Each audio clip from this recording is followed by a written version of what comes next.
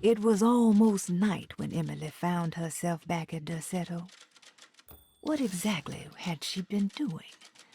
And what was Detective Conby talking about? Did any of her findings make any sense?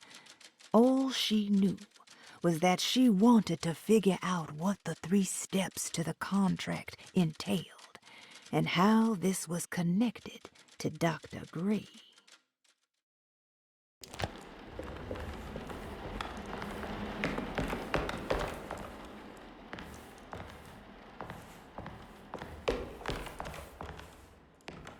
I need the key.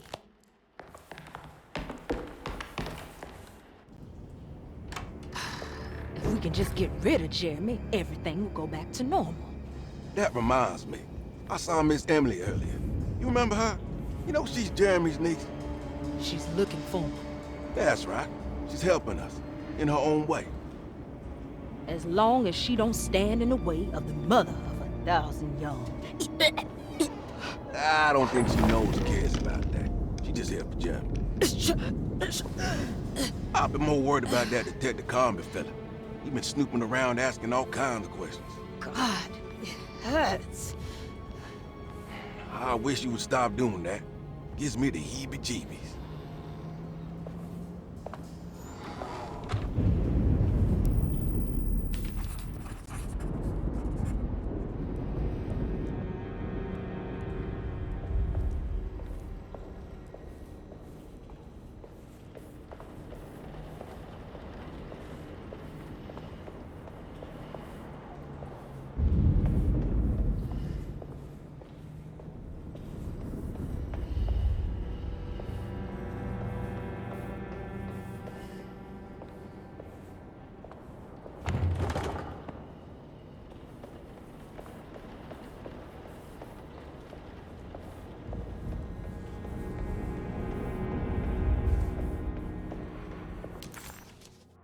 The orderlies, Baptiste and Lottie, were back at Derceto as well, like pieces of Emily's past haunting her.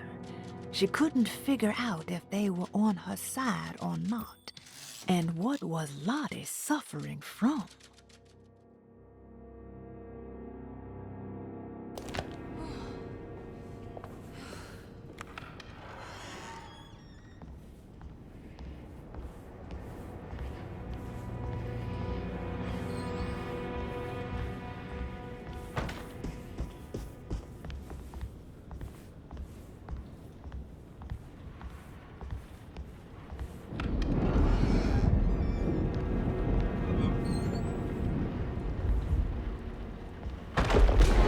What is going on here?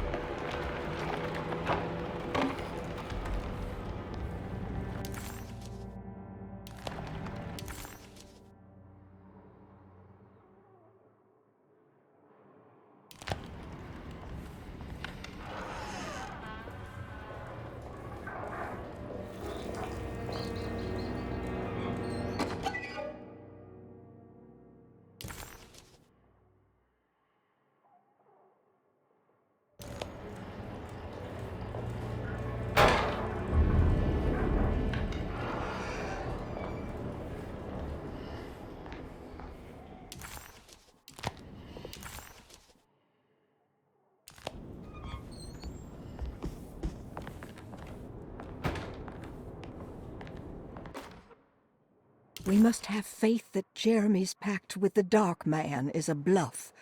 If we are lucky, our visitors will find him and prove it's all nonsense before night falls.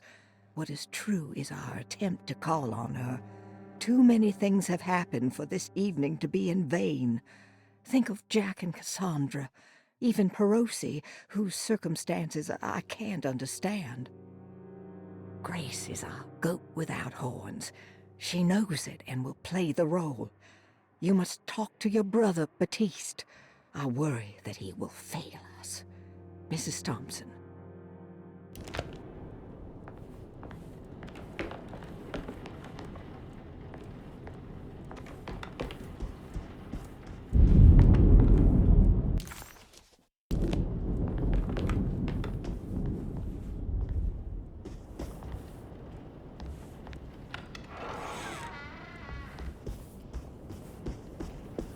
blocked.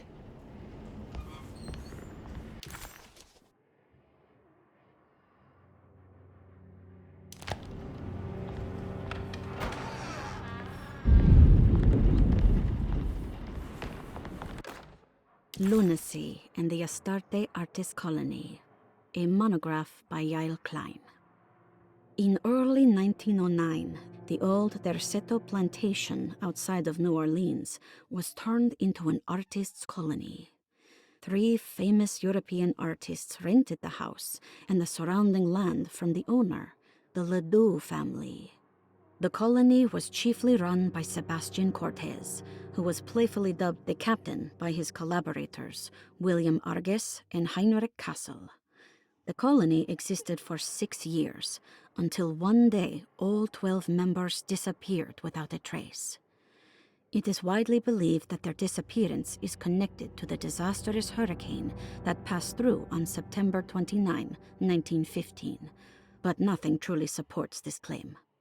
What is known is their frequent participation in New Orleans nightlife, their love for hosting parties, and their elaborate contributions to the Mardi Gras parades as the Pirates of Pontchartrain. Accounts of their lifestyle can be found in almost every gossip column. It can effectively be summed up as carefree and bohemian.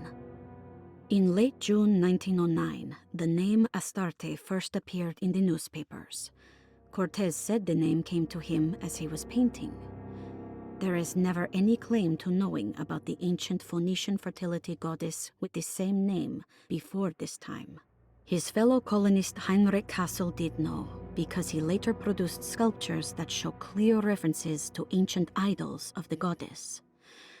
It's impossible to know for sure how this name suddenly made an appearance, but it is interesting because of Derceto's history.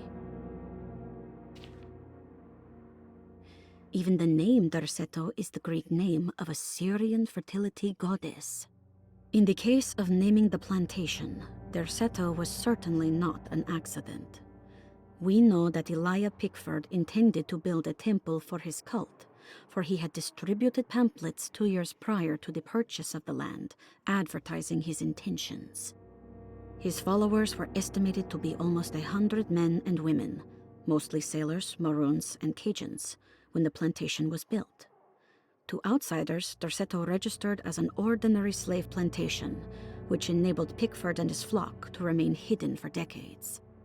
The official story is that the cult lasted until 1862, when the Union Army came and burned down the plantation and scattered all who lived there. Following the Civil War, new people started to congregate in the ruins of Derceto to invent a new fertility goddess, the Shub Niggurath. As much as Derceto is a particular name to have heard of, it's not entirely uncommon among the learned.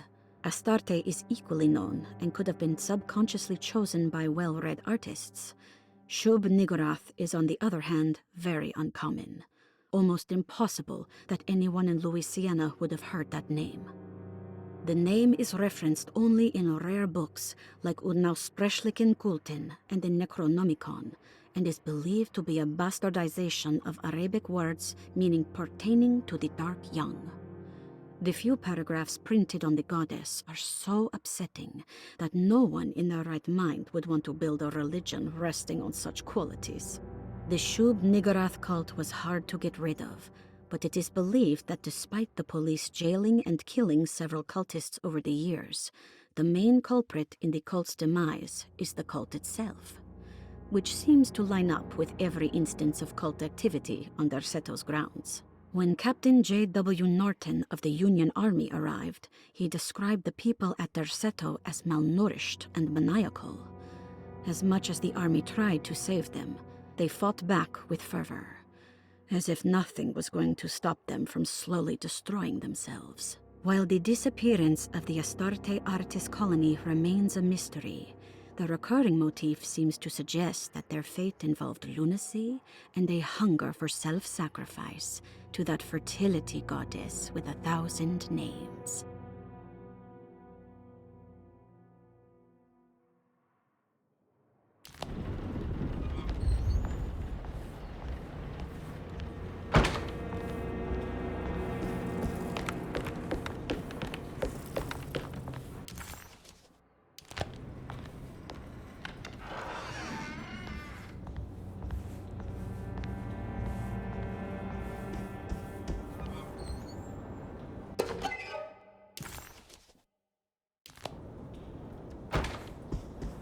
really doesn't know Edward.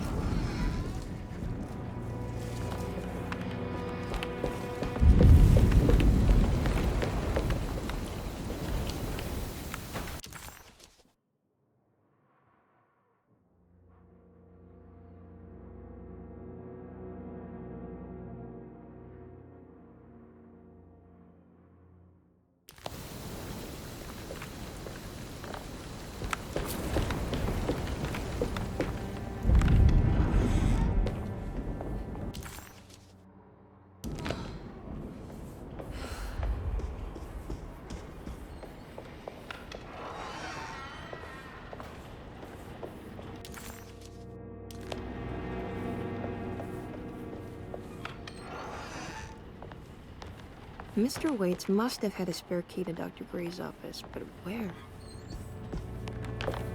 I need the key.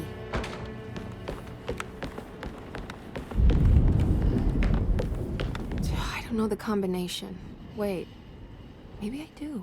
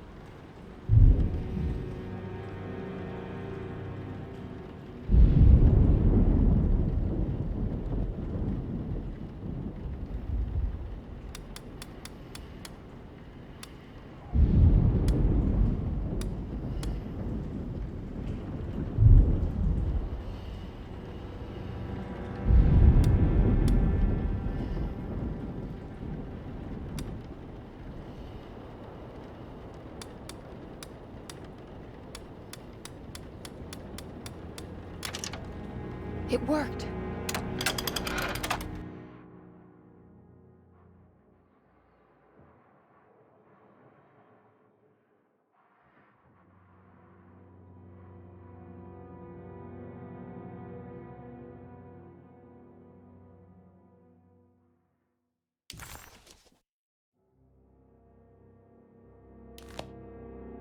The last guest in the empty room suffered from severe maladaptation. I must write this down, because if I understand the condition sufficiently, it could make me deny this fact at a later date, and there is reason for me to think I may come to suffer the consequences from this dysfunction, as some who came in contact with the guest seemed to adopt a new worldview in which everything was predetermined but broken. Upon accepting this worldview, some memories became unmanageable and later rejected. I do not know what this means. I cannot even remember the fate of the guest. I think they were simply misplaced one day and forgotten. Just like all documents pertaining to this guest, they have all been destroyed, or they never existed in the first place. Who wrote this? There has never been a guest in the empty room.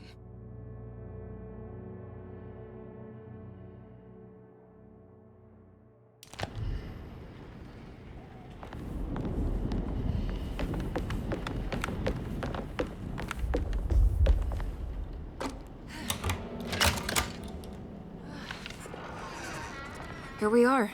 Dr. Gray's office. Now let's see if we can find some answers.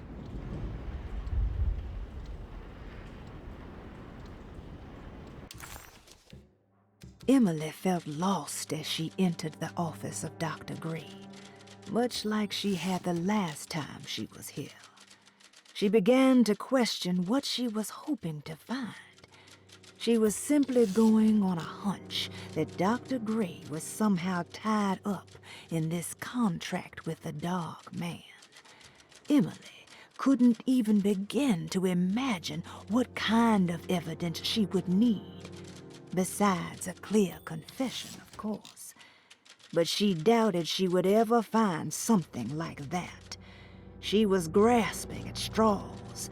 The steps on the contract were so confusing to her that she was just hoping to get some small indication on where to go next.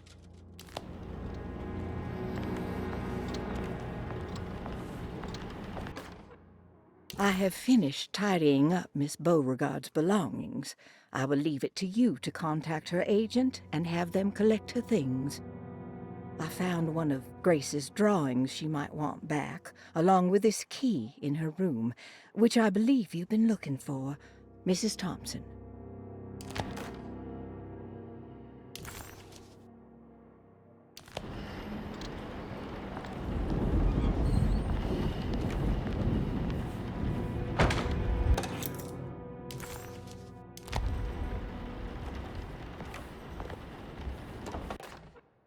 Dearest Dr. Manzetti, I find myself in a losing battle with my patient. As I've disclosed in my previous letter, his delusions have him completely captured. It's bad enough that he is torturing himself with paranoia, but his madness turns out to be quite persuasive to others, effectively laying the ground for mass delusion. I am writing to you in hope that you can give me some guidance. Beyond my ambition to avoid devastating surgery on my patient, I have grown worried about my own defenses. The words of my patient are deranged, yet they often resonate with something primitive within me. I have tried photographing his brain with X-rays. It was surprisingly difficult to get good results. Dark blotches on the plates kept obscuring all details. My patient looked at the bad plates and cried out in terror, telling me the dark areas was the shadow of the worm, eating him from inside. I could not see anything out of the ordinary. I hope this is a sign that my mind is not as receptive to the madness as I had feared. After further inquiry, my patient described the shadows inside his mind as some kind of chthonic monstrosity that wants to undermine his sanctuary. This is clearly a reference to a place he calls Teroea, a sort of library or convent that works as a psychological haven. With this imaginary haven threatened by this Chthonian, he has now constructed another, less pleasant hiding spot. Lately, he has been bringing up a metaphor of a steamboat that has run aground, that he feels like he needs to start the engines and reverse, but he is afraid that the hole in the hull would cause the whole ship to sink. I've been watching him turn this metaphor into reality for the last week. He knows it's made up, but he is doubling down, trying to make it a real memory. I feel certain that this is my chance to break through the barriers of his self-deceit.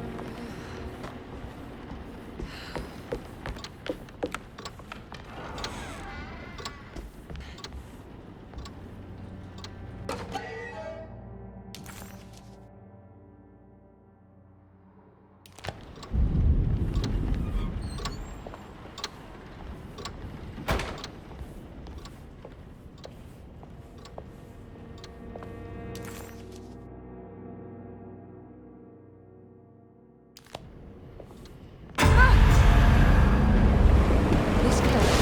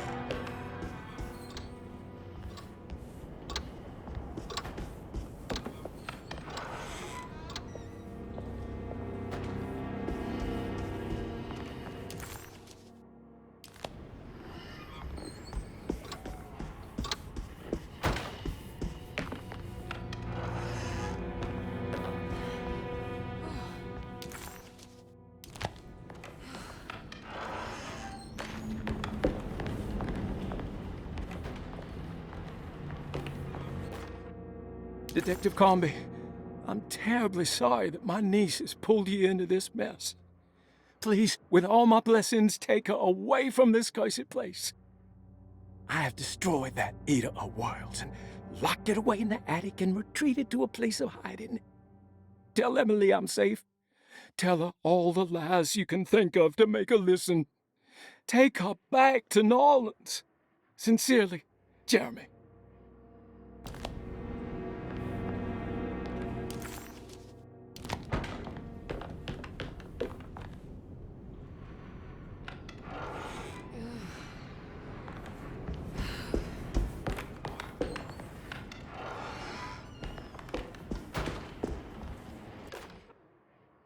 Brother, I need you to trust me. This is the most important moment in our family's history. I know you have doubts and that the terrible Mama Loa told you lies. I would never betray you. I promise. Lottie.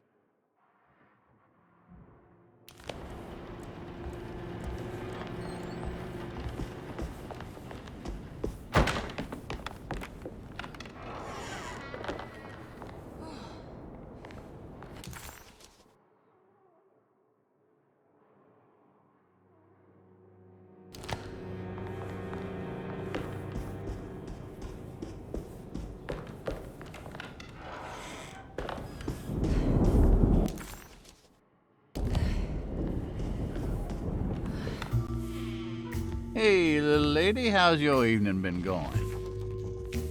Ups and downs, I suppose. I hear that.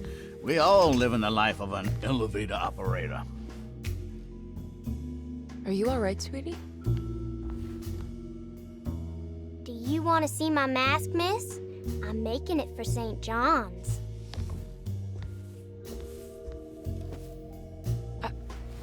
How did you... Is that supposed to be my... Ow!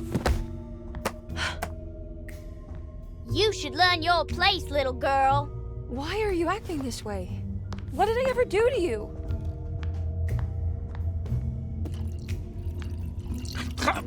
Grace! Grace!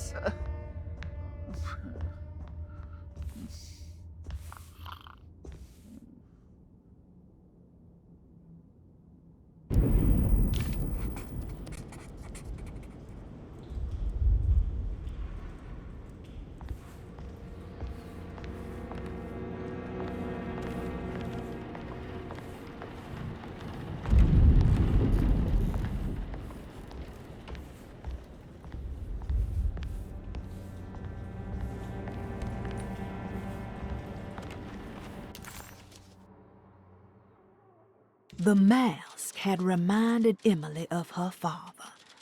It didn't seem like a chance connection, but a purposeful reference made by that child.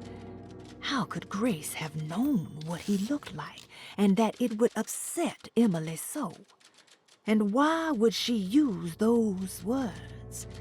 Emily felt like it was beyond strange. It felt impossible. Did it even happen? Was she losing her mind?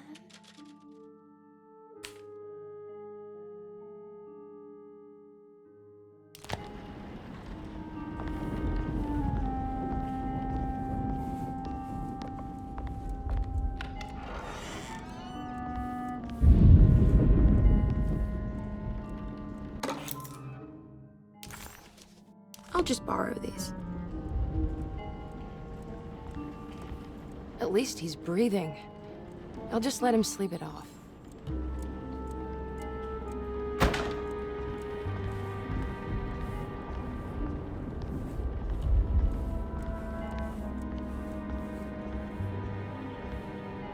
There's something missing.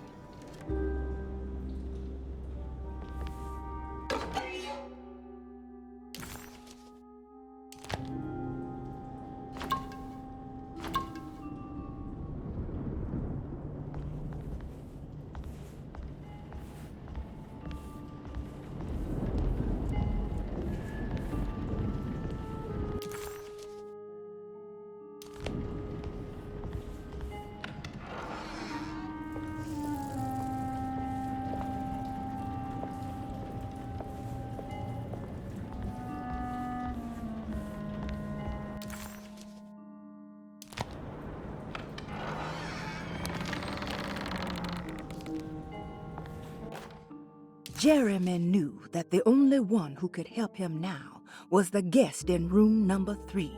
The room seemed to have been empty for so long. But that wasn't allowed to be true. the story needed to be different. To include something from the outside, he would bring the guest back to room 3 and show them what was in that safe. 913. But those were not the right numbers.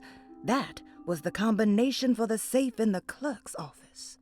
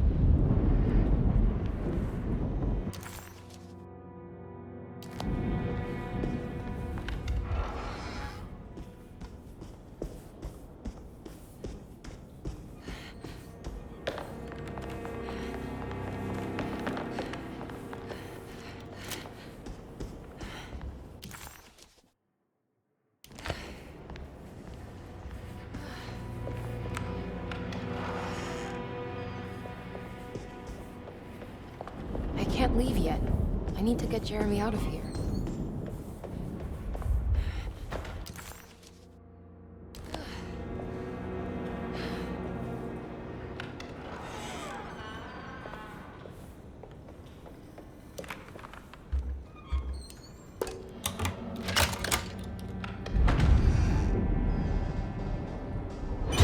Please, no.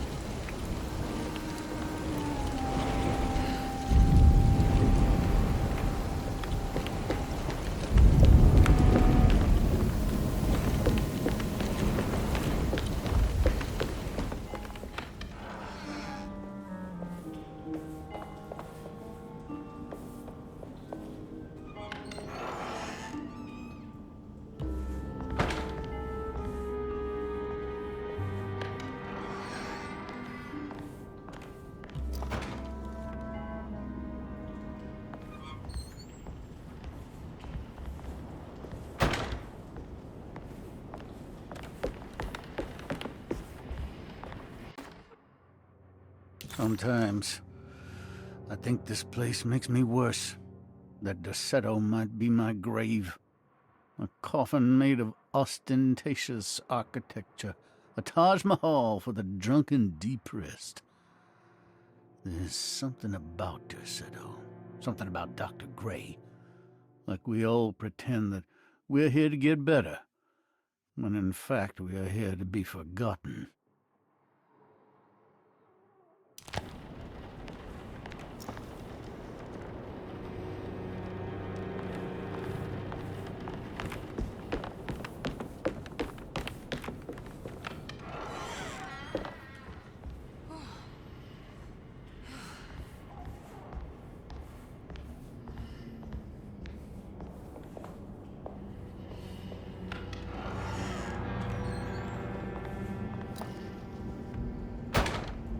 Ruth, are you there? No, of course not.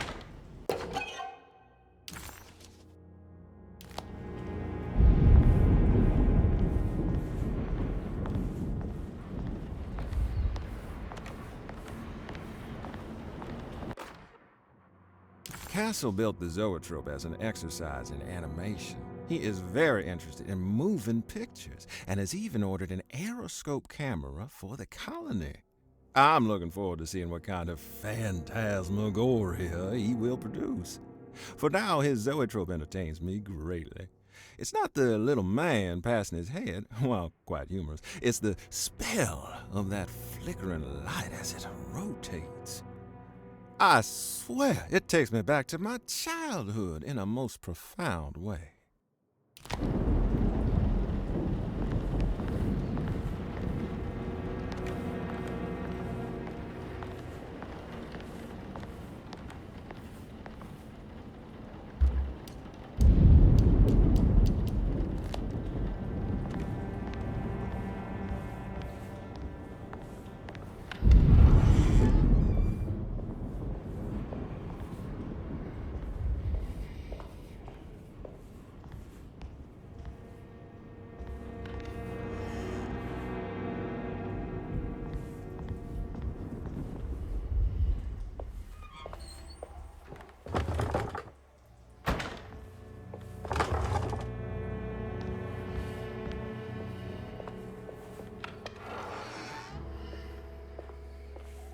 What is going on here?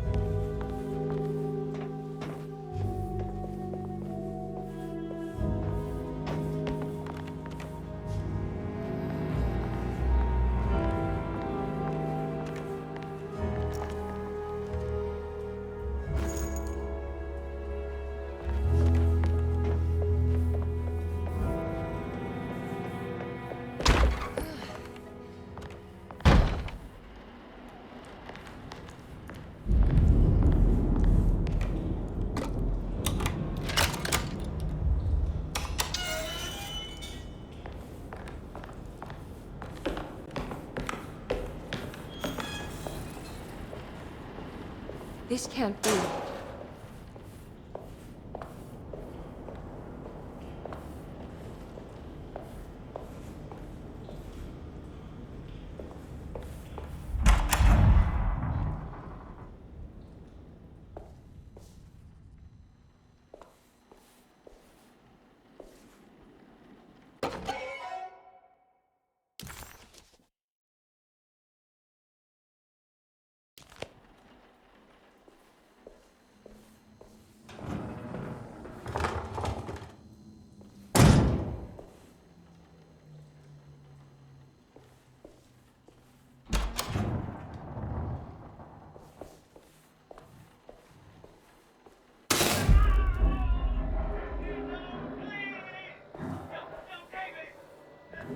I need the key.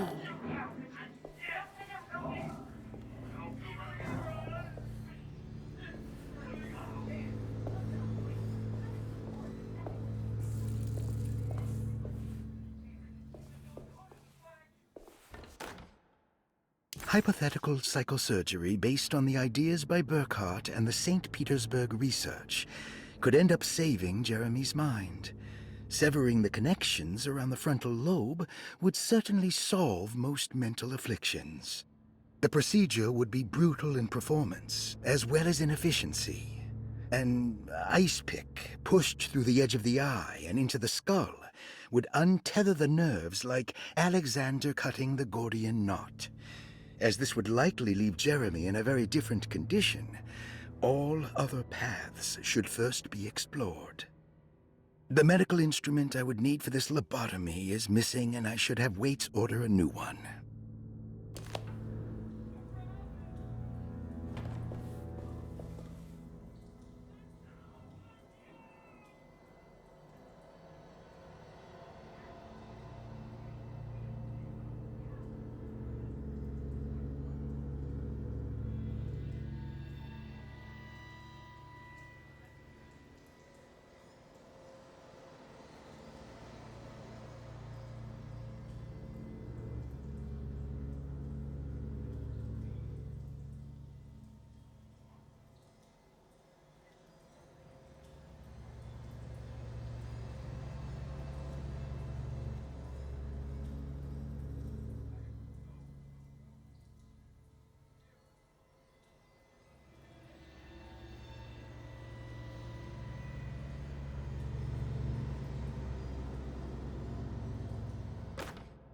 Radiography.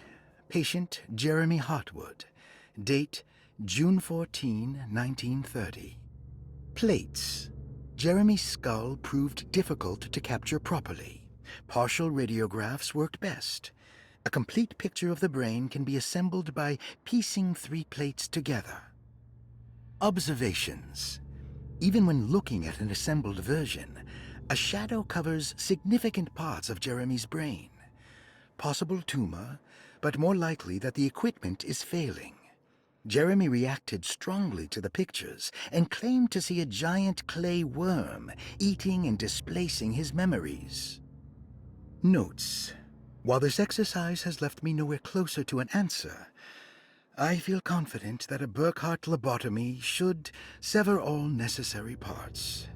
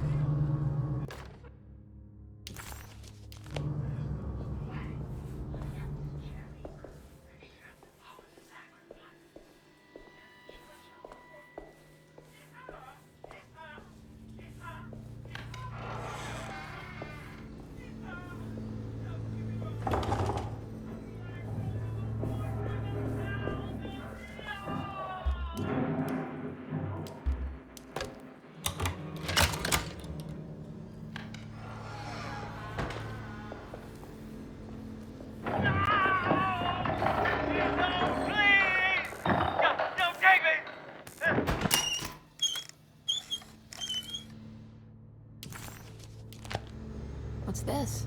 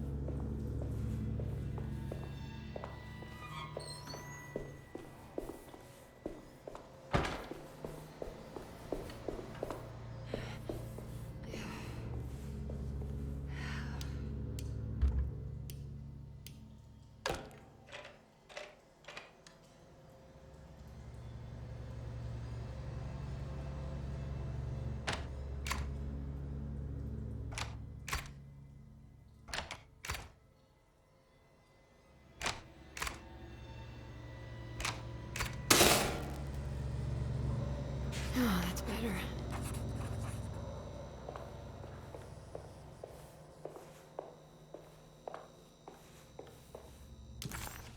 Dr. Gray seemed to put a lot of effort into understanding and treating Jeremy. Did he find anything useful? Or was it all for show? An excuse to torture him? No matter what, Emily thought, maybe she could follow his work to some conclusion about the steps stipulated in the contract.